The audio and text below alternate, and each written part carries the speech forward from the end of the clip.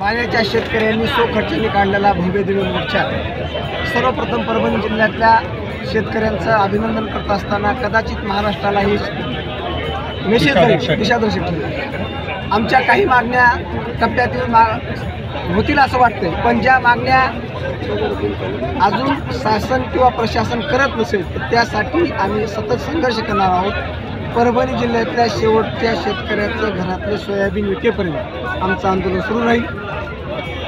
परभणी जिल्ह्यातल्या प्रत्येक शेतकऱ्यांना त्याचा हक्काचा पीक विमा चारही प्रकारचा मिळेपर्यंत आंदोलन सुरू राहील। जर कंपनीने हे पैसे नाही दिले, पुण्यातील कंपनीचं कार्यालय उद्ध्वस्त करण्याची तयारी परभणी जिल्ह्यात शेतकरी ठेवतो आणि प्रशासन आणि इतर शासन या दोघांना आम्ही विनंतीवाचा इशारा देतो की तुम्ही आमचं सोयाबीन, तुम्ही आमचं कापूस, तुम्ही आमचं तूर, येणारा हरभरा 100% हमीभावानं खरेदी करण्यासाठी आत्ताच जास्तीत जास्त केंद्राची तरतूद करा।